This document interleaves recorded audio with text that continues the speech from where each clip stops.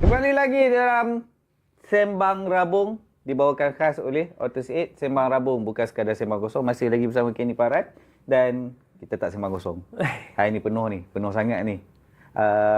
Kenny, so kita dah sampai ujung-ujung dah ni sebenarnya. Tapi ada a few more questions yang kita nak tanya. This is something yang di luar sikit lah daripada education system. Soalannya, adakah Malaysia terlalu fokus dengan keputusan jangka pendek berbanding dengan pembangunan jangka panjang? Ini adalah satu soalan yang rumit untuk dijawab lah. Rumit. Betul? Saya setuju. Sebab bagi saya lah, pendapat saya rasa dua-dua sekali. So kalau saya tengok daripada segi grassroots, ada banyak sangat orang tengah buat grassroots, which is good. Kita boleh tengok ramai yang buat akademi untuk grassroots. Tetapi masalahnya muncul, ke mana ke dia nak pergi? Hala tuju dia orang. Next step, where's your next step? Macam saya, bila saya main Piala Presiden. Every year, 2 player atau 3 player akan dinaikkan untuk berlatih dengan kelab tim super. Tapi sekarang, kita dah tak ada benda tu. So, grassroots ada. Ramai sangat budak ada di grassroots. Bila saya balik Ipoh, balik kampung, saya tengok padang Ipoh tu, banyak je budak-budak tengah berlatih. Which yang saya tak pernah tengok zaman saya. Zaman saya main Liga Ipoh je. So itu pun saya dapat pergi bila saya form 4, form 5. So ni sekarang budak umur 7 tahun, 9 tahun, 10 tahun. Dah ada akademi. Ada juga ramai parents yang saya kenal, saudara saya daripada Ipoh.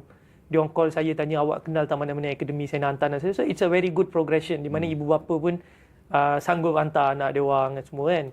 Tetapi selepas habis grassroots tu, ke manakah hala tuju dia orang? So in that way, kita kena memperbaiki sangat banyak benda. So saya rasa kita banyak fokus kepada liga teratas kita, iaitu Liga Super. So bila kita lebih banyak fokus kepada sana, liga-liga bawah kita, bukannya lah kita tak memandang. Kita memandang tapi tidaklah seserius.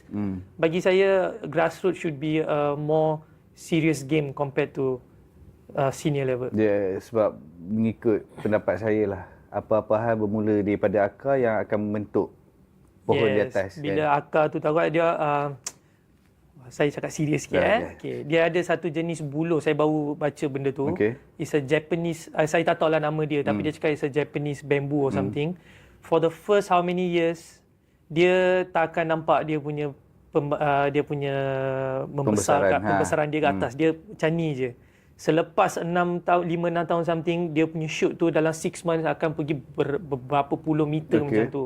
So dia cakap, according to study, the first 5-6 years dia akan akar dia akan turun, akan kuatkan dia punya structure, lepas tu baru dia akan. So macam awak cakap lah, kita punya base tu kena power, kita punya akar tu kena power. So kita kena lebih serius dan lebih praktikal di grassroots kita lah.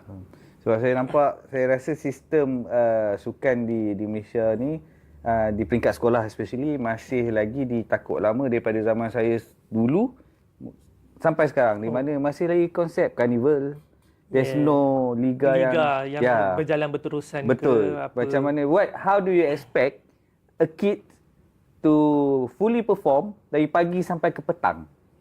Macam saya cakap, macam sekolah saya dulu, St. Michael, kita more on academy. So kita main bola, kita training bola 2 bulan je untuk antara sekolah MSSPK tu je. Selepas tu, back to studies, you have no sport. Hanya PJ je lah, pendidikan jasmani.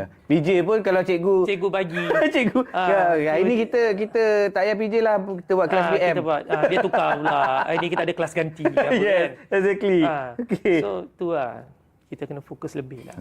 So, your opinion, what is the best solution for our sport education? Sports education. So bagi saya boleh cakap, we already have other, macam apa cakap, we have other nations, other contingents yang dah tunjuk result, di mana macam kita sembang tadi, NBA yang di mana dia pergi ke universities and then they have their games then. So it's not wrong. Maybe ini tak tahulah, ini mesti ada dipikir oleh orang lain, tapi maybe in practical it's very difficult. So kita tak ada dalam sistem tu, kita tak tahu sangat. But on my opinion, maybe kita boleh hantar few to outstation to the other contingents or other countries in Europe or something untuk study, see how's their blueprint, how they work on it, you know, how they do the system on di universities ke, di politeknik ke, di sekolah ke, macam mana dia orang run their sports, macam mana dia orang balancing education and sports together. So maybe we can send some people. This is for the lowest, like for schooling and universities. So we can do that to check on the blueprint, and then kita ubahkan kepada kita punya sistem, macam mana kita boleh. Kalau kita pergi ke segi kelab, okay, macam Liga Super, kita boleh cari jalan untuk JV dengan joint venture dengan mana-mana universiti. Sebab okay, let's say KL melambak universiti around KL. Yeah. So kita boleh je kita pergi bincang dengan dia orang, okay, kita buat satu agreement, mutual agreement, okay, saya akan hantar sesemikian, kita akan ada sesedemikian kita punya proses dengan ni. So there's a give and take. So that might be one of the options yang saya boleh fikirkan lah sebagai seorang. Faham. Tapi that's a very good opinion lah. Pendapat saya sekarang ni dari segi perancangan dan blueprint tu, saya sangat yakin benda tu ada. Yeah. Sangat ada. Cuma dia lack yang saya nampak lah. It's lack. We have the planning. We lack of implementing. Yes. If let's say implementing pun kita dah ada, we lack of enforcement. Itu saja. Bila tiga benda ni tak dijalankan secara menyeluruh ataupun diberi perhatian yang sepenuhnya, kita akan sentiasa berada di takut yang lama. Yes, kita akan masih tergantung di tempat yang sama lah. Yeah. Sebab macam saya cakap, kita dah boleh nampak perkembangan di level of parents. Diorang dah sanggup hantar anak diorang pergi akademi bola sepak. Not even football, you can say any other sports. Ada banyak budak pergi badminton, ada yang pergi olahraga, ada lot of sports they are willing to send their kids to. But where's the continuations? Kita tak boleh biarkan benda tu untuk jadikan sebagai healthy lifestyle saja. Ada budak-budak dia start as a healthy lifestyle, dia akan pilih sebagai career path. So bila dia tukarkan jadi dia career path, how he's going to balance education and sports. So we need to give importance to them also. So di sinilah kita kena main peranan dan kita kena tekankan benda ni dan lebih serius untuk mewujudkan sesuatu yang boleh menjadi realiti. Hui, hampa bukan senang pun nak dengar Kenny Farah cakap macam ni. Ini pun shocking for me. Saya rasa panas pula dalam ni. Okay, Kenny, kita dah sampai kat ujung lah ni. A few words to our young athlete yang tengah mengejar impian nak jadi seorang pemain bola ataupun atlet yang masih bersekolah. Advice saya adalah memang perjalanan tu sukar, tak senang. Ada banyak obstacles, ada banyak halangan, rintangan yang kau akan lalui. Tapi satu je saya boleh cakap, jangan give up. Keep pushing, keep going. Always keep yourself in a discomfort zone. Jangan selalu cuba berada dalam zone comfort, selesa. Jangan selalu di keadaan yang selesa. Push diri awak ke maksimum sampai awak tak selesa, kurang selesa. So di situlah awak akan belajar, akan jadi lasak. So most important, education and sports, both is important. So jangan pilih yang mana satu, cari penyelesaian, cari jalan untuk seimbangkan kedua-duanya. Good. Dengar apa Abang Kenny kita cakap ni. So kids, fokus. Itu yang paling penting. Fokus pelajaran.